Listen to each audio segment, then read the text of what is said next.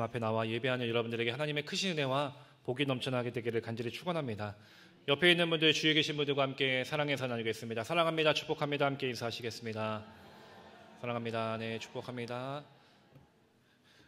좀 날씨가 풀려지는가 싶었는데 아직도 더운 날씨가 계속되고 있습니다. 이젠 조금씩 날씨가 좀 선선해져서 우리의 마음도 더 시원해질 수 있었으면 좋겠습니다. 우리나라의 최초의 한글 소설이 무엇인지 아시나요? 뭐 얘기하시는 분들 계시네요. 한글 소설, 최초의 한글 소설. 뭐 자신 있게 뭐 얘기하시는 분들이 없으신가요? 네, 아마 다 아실 겁니다. 홍길동전입니다. 네, 이제 생각나신 분도 있고, 허균이라는 사람이 지은 홍길동전이라는 것이 우리나라 최초의 이제 한글 소설인데.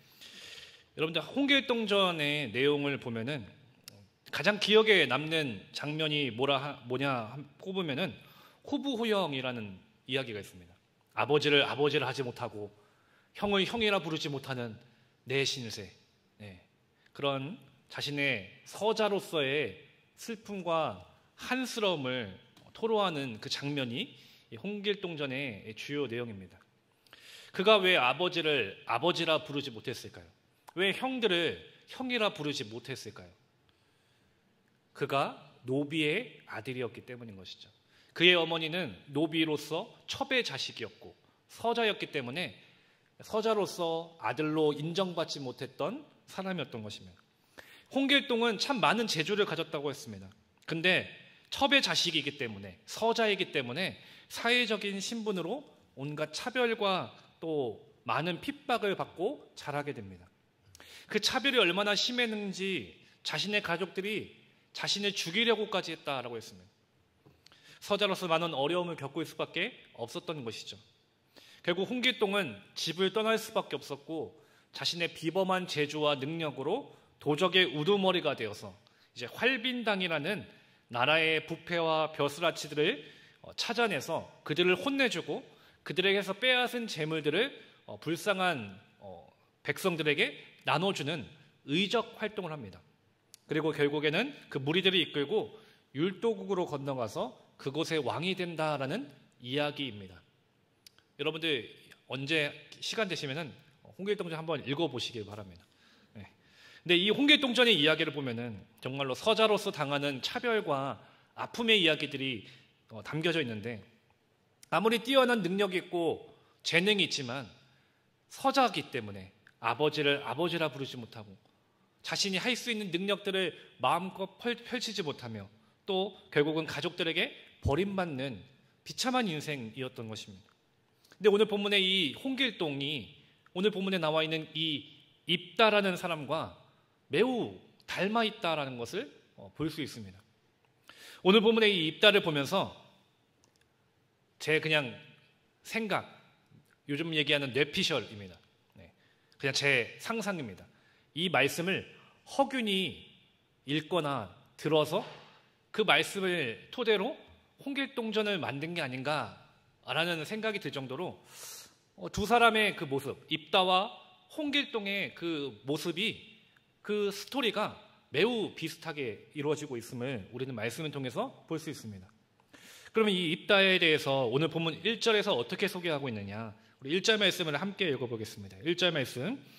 길르앗 사람 입다는 큰 용사였으니 기생이 길르앗에게서 낳은 아들이었고, 입다를 향해서 큰 용사였다라고 말합니다. 우리가 큰 용사라고 하면은 대표적으로 떠올리는 인물이 누굴까요? 기드온이죠. 우리가 지난 시간들을 통해서 나눴던 사사 기드온일 것입니다. 하나님께서 겁쟁이였던 그 기드온을 부르셔서 큰 용사로 세워주셔서 300명으로 13만 5천 명의 적들을 무찌르게 하셨습니다. 놀라운 일들을 행하신 것이죠. 하나님이 이처럼 세우시면은 겁쟁이, 아무것도 아닌 자들을 통해서도 큰 용사가 된다라는 것입니다. 그리고 오늘 본문의 입다 역시도 큰 용사다라고 말씀합니다. 그럼 이 입다가 어떻게 큰 용사로 세워질 수 있었을까? 첫 번째로 이 입다는 악을 악으로 갚지 않았다라는 것입니다. 1절 말씀에 보니까 이 입다를 소개할 때 두 가지 정보를 알려주고 있습니다. 먼저는 큰 용사였다. 그리고 그 다음에는 기생의 아들이었다라고 입다에 대해서 가르쳐 줍니다. 성경에서는 기생이라고 표현합니다. 근데 이 기생이라는 표현은 쉽게 얘기하면 매춘부와 동일한 말입니다. 즉 몸을 파는 여인이었다라는 것이죠. 이 몸을 파는 여인이 낳은 아들이 바로 입다였다는 것입니다. 과거도 그렇고 지금도 그렇고 앞으로도 그럴 것입니다. 몸을 파는 여인이다라고 한다면은 사람들에게 좋지 않은 시선을 가질 수밖에 없습니다. 무시받을 수밖에 없는 사람일 것입니다. 그 여인에게서 태어난 아들이었기 때문에 입다 역시 수많은 사람들에게 조롱거리가 되고 또 비난의 대상이 되었을 겁니다. 저 더러운 입다, 그 몸을 파는 여인의 아들이 지나간다. 또래를 해서부터 여러 장년에 이르기까지 모든 사람들이 입다를 향해서 손가락질하고 비난했을 것입니다. 그렇게 많은 사람들에게 무시받고 조롱받는 인생을 살아가던 이 입다에게 2절 말씀에서도 이렇게 말씀합니다. 우리 2절 말씀도 함께 읽겠습니다. 길르앗의 아내도 그의 아들들을 낳았더라. 그 아내의 아들들이 자라매 입다를 쫓아내며 그에게 이르되 너는 다른 여인의 자식이니 우리 아버지의 집에서 기업을 잊지 못하리라 한지라. 기생의 아들이었던 입다. 근데 이 입다가 차별을 받은 것뿐만 아니라 자신의 형제들에게도 쫓겨나기 시작하는 겁니다. 앞서 홍길동전에서도 형을 형이라 부르지 못하는 것처럼 입다도 자신의 형제들을 형제라고 부르지 못하며 가족들에게 내쫓임 당하는 인생을 살아가게 되었다는 겁니다. 왜냐하면 입다는 기생의 아들이었고 사생아였기 때문입니다. 얼마나 입다의 삶이 많은 조롱과 학대와 괴로움을 당하는 삶이었는지를 우리는 이 말씀들을 통해서도 어렴풋이나마 느낄 수 있는 것입니다. 태어나서부터 불행하게 태어났고 자라면서도 형제들에게 혈육으로 인정받지 못하고 결국은 그 집에서 쫓겨나서 도망자의 신세를 져야 하는 그 인생이었던 것이 바로 입다의 삶이었던 겁니다. 결국 그렇게 수많은 사람들에게 무시받고 자신의 가족들에게도 인정받지 못해서 쫓겨나야 했던 그 입다. 3절에 보니까 이에 입다가 그의 형제들을 피하여 돕당에 거주하매 잡류가 그에게로 모여와서 그와 함께 출입하였더라라고 했습니다. 결국 가족들을 떠나서 이 입다는 돕이라는 곳으로 가게 돼서 그곳에서 거주합니다. 근데 거기서 살다 보니까 자신과 같은 처지에 있었던 수많은 잡류들이 입다에게로 몰려오기 시작합니다. 여기서 잡류라는 것은 떠돌아다니는 온갖 부류의 젊은이들을 일컫는 말입니다. 쉽게 얘기하면 입다와 같이 쫓겨나고 때로는 가출을 하고 방황하는 비행 청소년 또는 불량배들이라고도 생각할 수 있습니다. 여러 가지 상황과 조건들이 많은 사람들에게 비난받고 조롱받고 쫓겨나는 인생, 그래서 사람들에게 손가락질 받는 수많은 사람들이 이 잡류들입니다. 이들이 결국 입다와 같이 쫓겨났고 그들이 입다에게로 몰려들기 시작했다는 겁니다. 그리고 그와 함께 출입했다라고 말씀하는데 여기서 출입했다라는 표현은 단순히 함께 무리지어서 돌아다녔다라는 것이 아니라 무리가 되어서 어떤 군사적인 일들을 했다라는 것을 의미합니다. 즉 입다는 수많은 사람들에게 버려지고 무시받고 상처받는 자신과 같은 사람들과 함께 모여서 그들을 이끄는 지도자가 되었다라는 것입니다.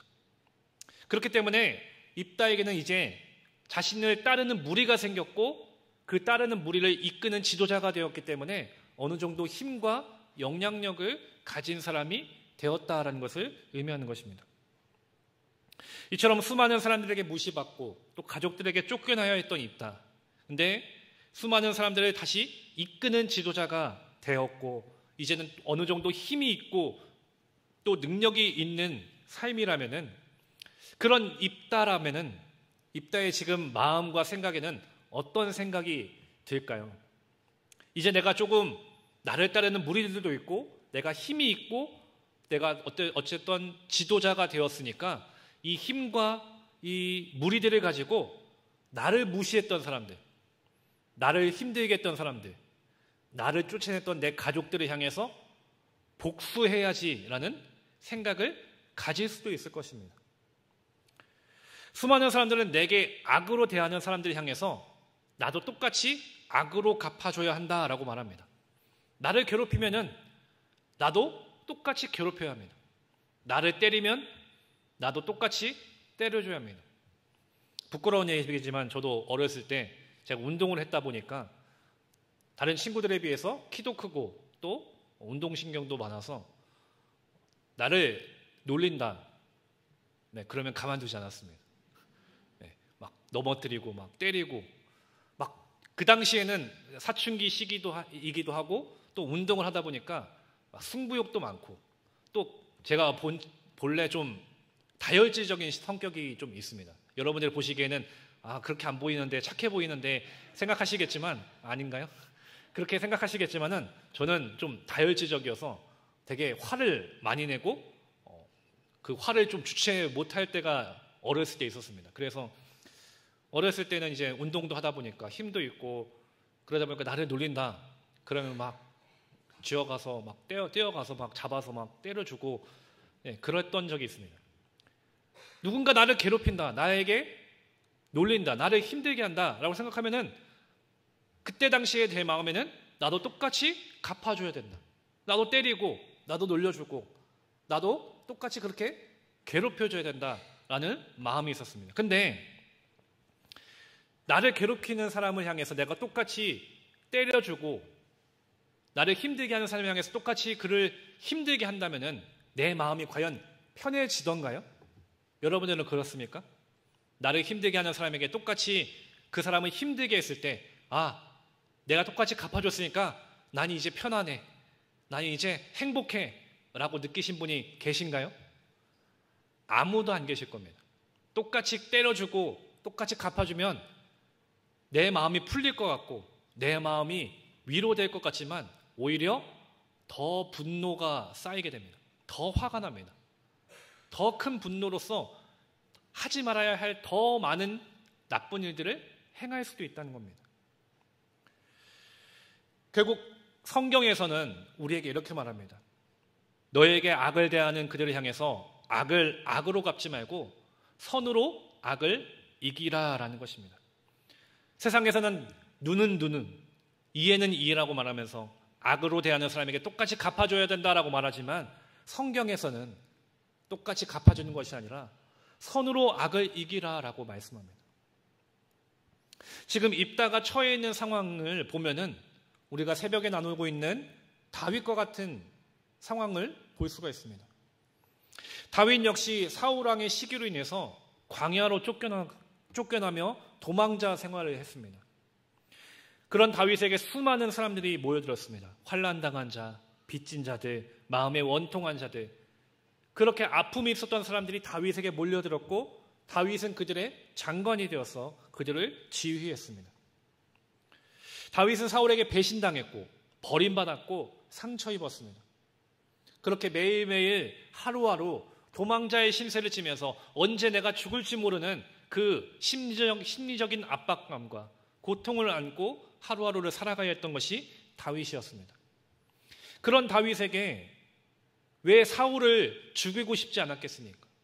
나에게 악으로 대하는 그 사울을 왜 똑같이 맞서서 싸우고 싶지 않았겠습니까? 2번이나 죽일 수 있는 기회가 있었지만 다윗은 내게 악으로 대하는 사울을 똑같이 악으로 갚지 않았던 겁니다. 다윗은 모든 것을 하나님께서 이루실 것이다. 하나님께서 기름 부으신 자를 내가 내 마음대로 할 수 없다는 것을 알고 모든 것을 하나님께 맡기며 선으로 그 악을 이겼던 것입니다. 오늘 본문의 입다 역시 다윗처럼 쫓겨났습니다. 수많은 사람들에게 조롱을 받았습니다. 저 몸 파는 여인의 아들, 더러운 자식, 사생아, 그러면서 수많은 사람에게 조롱받고 인정받지 못하고 그래서 결국 자신의 고향에서 쫓겨나야 했던 그런 비참한 인생. 그래서 자신처럼 갈 곳 없고 수많은 사람들에게 비난받는 그 잡류들과 함께 모여서 살아가야 했던 그 모습. 그 모습을 통해서 또 수많은 사람들은 저 잡류들이 지나간다, 저 불량한 사람들이 지나간다, 또 비난했을 것입니다. 얼마나 이 입다의 인생이 비참했겠습니까? 그의 마음에 얼마나 많은 분노가 있고 복수하고 싶은 마음이 왜 없었겠습니까? 근데 입다는 자신을 쫓아냈던 그 형제들과 싸우지 않았습니다. 내가 힘이 있었고 내가 그들을 향해서 복수할 수 있는 나에게 무리들이 있었지만 그 무리들을 통해서 내가 복수하지 않았다는 겁니다. 그 힘을 결국 복수를 위해서 사용하지 않았던 것이죠. 11절 말씀에 보니까 이에 입다가 길르앗 장로들과 함께 가니 백성이 그를 자기들의 머리와 장관을 삼은지라. 입다가 미스바에서 자기의 말을 다 여호와 앞에 아뢰니라 라고 했습니다. 기생의 아들로서 조롱받고 길르앗에서 쫓겨났지만 결국은 다시 길르앗의 머리와 장관이 되어 돌아오게 되었다는 겁니다. 자신을 쫓아냈고 자신을 무시했고 자신을 비난하며 악으로 대했지만 입다는 똑같이 그들에게 악으로 대하지 않았습니다. 만약 입다가 똑같이 악으로 대했다면, 복수를 했다면 사사기 9장에 나와 있는 아비멜렉과 같이 서로가 서로를 죽이는 비참한 일들이 또다시 반복되었을 겁니다. 그리고 입다를 성경에서는 사사가 아니라 복수의 화신으로 표현했을 겁니다. 그러나 이런 부당한 대우, 차별받고 괴로움을 당하는 인생이었지만 그래도 참고 견디며 오히려 그렇게 견뎌냈을 때 자기를 쫓아냈던 그 길르앗의 지도자가 되어서 다시 돌아가게 되었다는 겁니다. 오늘 우리들의 삶도 크게 다르지 않을 겁니다. 입다가 당하는 그 상황들처럼 오늘 우리에게도 핍박이 있을 수 있고 조롱의 이야기들을 누군가가 우리에게 할 수도 있습니다. 나를 비난하는 사람을 마주할 때도 있고 나를 괴롭고 고통스럽게 하는 사람들을 마주할 때가 있습니다. 그런 사람들을 만났을 때, 그런 상황에 놓이게 되었을 때 얼마나 힘들고 얼마나 괴롭습니까? 얼마나 고통스럽습니까? 나도 똑같이 그들을 향해서 악으로 갚아주고 싶고 복수하고 싶고 그들을 무찔러주고 싶은 것이 당연한 우리의 마음일 것입니다. 그러나 다윗은 그 모든 것을 하나님께 맡겼다고 했습니다. 하나님께서 이루실 것을 믿음으로 하나님께 맡기고 자신은 그저 하나님 앞에 기도하며 나아갔습니다. 입다 역시 내가 복수할 수 있는 힘이 있었지만 그 복수를 하지 않고 그 힘을 오히려 이스라엘을 구원하는 데 사용했다는 것입니다. 그런 입다를 하나님은 사사로 그리고 큰 용사로 세워주신 것입니다. 오늘 저와 여러분들도 모든 것을 하나님께 맡기는 삶이 되기 원합니다. 내게 당하는 악이 있다고 나를 힘들게 하는 그 상황이 있다 할지라도 똑같이 악으로 갚아주는 것이 아니라 그 모든 것을 하나님께 맡기며 선으로 악을 이길 수 있는 저와 여러분들이 되기를 간절히 소망합니다. 하나님은 반드시 그렇게 선으로 나아가는 자들을 향해서 길을 주시고 방법들을 주시고 지혜들을 허락해 주시며 상황과 조건과 환경들을 열어주실 것입니다. 그리고 그 가운데 결국 승리의 길을 허락해 주실 것입니다. 그 길을 믿고 주님만을 의지하며 모든 것을 주님 앞에 맡기며 악을 선으로 이길 수 있는 저와 여러분들 되기를 간절히 소망합니다. 두 번째로 이 입다는 하나님만을 붙잡는 삶을 살았습니다. 오늘 보면 4절 말씀에 보니까 얼마 후에 암몬 자손이 이스라엘을 치려 하니라 라고 했습니다. 여기서 얼마 후라는 것은 꽤 오랜 시간이 지난 후를 의미합니다. 입다가 쫓겨나고 난 후에 오랜 시간이 지난 것입니다. 그리고 그렇게 오랜 시간이 지났을 때 이스라엘 길르앗 땅에 암몬 자손들이 쳐들어오게 됩니다. 우리가 앞서서 지난 시간에 나눴던 사사기 10장의 말씀을 여러분들이 기억하시면은 이스라엘 백성들이 섬기는 우상이 그 이름만도 7개나 되었을 정도로 지금 이스라엘 백성들은 우상에 아주 깊이 빠져 있었던 상태였습니다. 그래서 이런 이스라엘 백성들이 하나님 앞에 기도했을 때 이전 같았으면 그 기도에 부르짖음에 응답하셔서 사사를 세워주셨는데 하나님께서는 그들을 구원할 사사를 세우지 않으셨던 겁니다.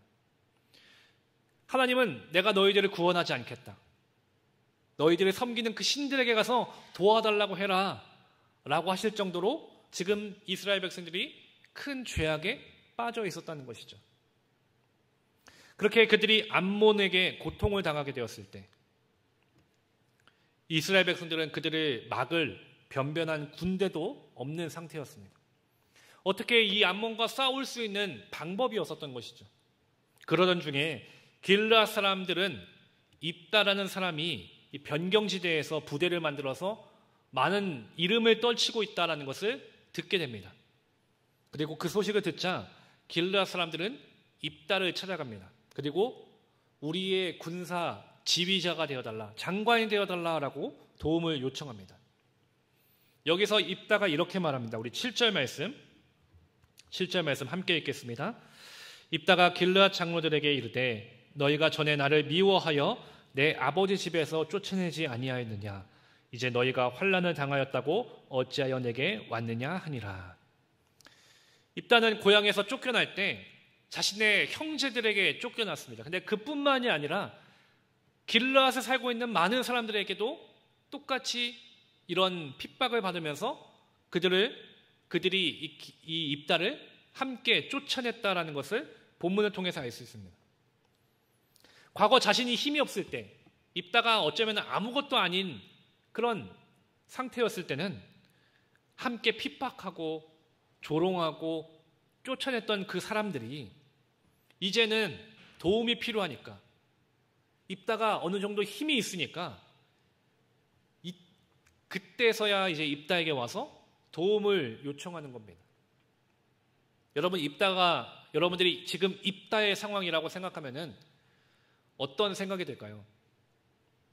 나를 무시하고 나를 조롱하고 나를 쫓아낼 때는 언제고 이제 와서 내게 도와달라고?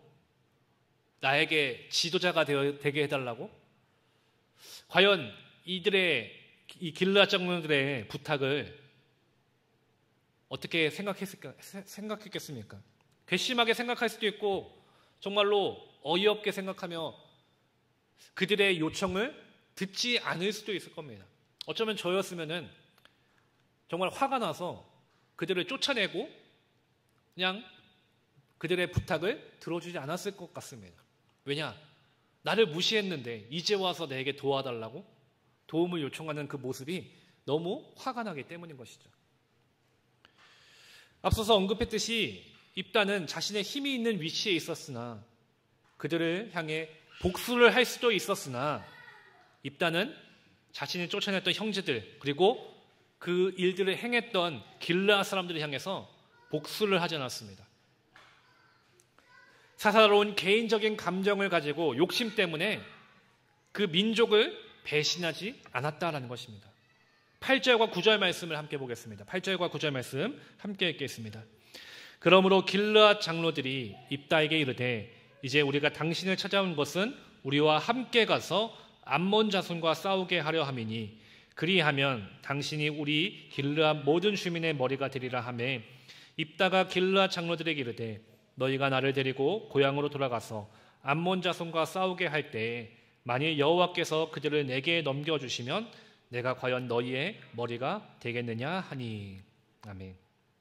길르앗 사람들이 자신들의 장관이 되어 우리를 위해 싸워주면 입다를 우리의 우두머리 지도자로 삼겠다라고 약속하고 있습니다.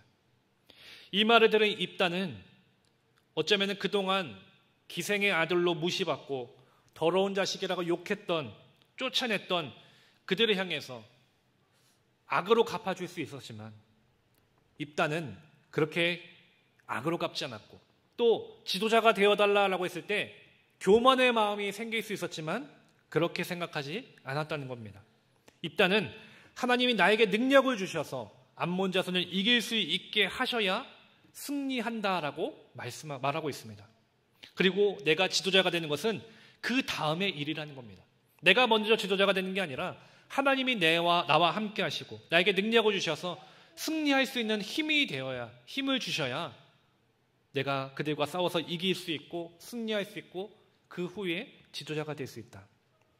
여기서 우리는 입다의 신앙의 자세를 볼 수 있는 겁니다. 입다에게 있어서 중요했던 것은 자신이 먼저가 아니라 바로 하나님이 먼저였다는 겁니다. 내가 지도자가 될 수 있는 아주 좋은 기회입니다. 나를 무시했던 사람들을 밟을 수 있는 아주 좋은 기회를 지금 마주한 겁니다. 그러나 지금 입다는 그 기회를 바라본 것이 아니라 하나님이 먼저 나와 함께 하셔야 되고 하나님이 내게 승리를 주셔야 한다.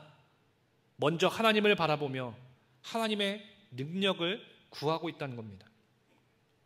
내 힘과 능력으로 이스라엘을 구할 수 있는 것이 아니라 하나님이 함께 하시고 하나님이 능력을 베풀으셔야 이스라엘을 위해 싸우고 승리할 수 있음을 지금 입다는 고백하고 있는 겁니다. 그리고 입다가 전쟁에 나가서 싸울 것을 생각하면서 11절에서 이렇게 말합니다. 우리 11절 말씀 다시 한번 함께 읽겠습니다. 11절 말씀입니다. 이에 입다가 길르앗 장로들과 함께 가니 백성이 그를 자기들의 머리와 장관을 삼은지라. 입다가 미스바에서 자기의 말을 다 여호와 앞에 아뢰니라. 아멘. 입다는 자신에게 있었던 그 모든 일들을 하나님 앞에 아뢰었다라는 것입니다. 자신을 배신한 길르앗 사람들이 나를 찾아왔을 때, 암몬 자손들이 자신의 민족들을 쳐들어온다는 소식을 듣고, 그리고 그와 함께 느꼈던 감정들 또는 내가 처했던 많은 핍박과 여러 가지 상황들의 그 모든 것들을 입다는 하나님 앞에 기도하며 간구했던 것입니다. 입다가 지금 하나님 앞에 아뢰었다라는 것은 그의 평상시의 삶을 보여주는 겁니다. 하나님 앞에 아뢰는 삶, 기도하는 삶, 모든 것을 하나님 앞에 간구하는 삶을 입다는 살아왔었다라는 것이죠. 과거에도 자신이 버림받았을 때, 외톨이가 되었을 때, 남들에게 인정받지 못하고 비난받고 조롱받고 핍박받았을 때 그 모든 아픔들을 하나님 앞에 아뢰었었고, 고향을 떠나 힘든 그런 삶을 살아갔을 때 그때 역시도 모든 것을 하나님 앞에 아뢰며 기도하며 하나님의 도움을 구하는 삶을 입다는 살아왔다는 겁니다. 왜 입다가 이렇게 하나님 앞에 간구하는 삶을 살았겠습니까? 모든 이들은 입다를 버렸지만, 입다를 조롱하고 핍박하고 쫓아냈지만 하나님은 그 입다를 버리지 않으셨기 때문입니다.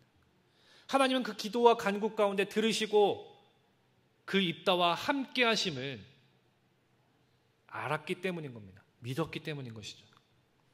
입다는 모든 일에 있어서 하나님을 의지했습니다. 특히 이러한 입다의 모습이 더 주목받게 되는 것은 당시의 시대는 신앙적인 암흑기였기 때문입니다. 우리가 잘 알고 있듯이 이 사사시대는 모든 사람이 자기 소견에 옳은 대로 사는 시대입니다. 내 마음대로 내 뜻대로 하나님의 뜻이 아니라 내 뜻을 구하는 시대입니다. 앞서 언급했듯이 또한 지금 이스라엘 백성들은 하나님이 아니라 우상에 깊이 빠져 있었습니다. 그 누구도 하나님을 섬기지 않는 시대입니다. 하나님과 멀어져 있는 시대였습니다. 그러나 입다는 다른 이스라엘 백성들과는 달리 자기의 소견이 아니라 자신의 뜻이 아니라 하나님의 뜻에 따라서 살아갔고, 모든 사람이 죄를 범하며 우상에 빠져 있을 때 이 입다는 잡류들과 살아가면서도 하나님을 향한 믿음과 신앙을 지키며 기도하는 삶을 살아갔다는 것입니다. 그렇게 하나님을 향한 믿음을 지켰기에 하나님께서 그를 사사로 세우시고 큰 용사로 세워주셨던 것입니다. 이처럼 입다는 버림받은 인생입니다. 상처 입은 삶입니다. 하지만 결코 하나님을 놓지 않았습니다. 그 누구도 하나님을 섬기지 않았을 때, 하나님을 떠나갔을 때 버림받은 인생이었던 입다는 하나님을 떠나지 않았고 하나님을 간절하게 붙잡았다는 것입니다. 사랑하는 신갈교회 성도 여러분, 오늘 우리도 입다처럼 이 답처럼 사람들의 배신과 버림으로 또 세상에 뼈아픈 상처를 입으며 살아갈 때가 있을 것입니다. 내가 당하는 악을 나도 똑같이 악으로 갚아주고 싶고, 나의 분노의 마음을 똑같이 분노의 마음을 표출해서 그 나를 힘들게 하는 자들, 나에게 악을 대하는 자들을 향해서 분노로 갚아주고 싶은 것이 어쩌면 당연한 나의 마음일 것입니다.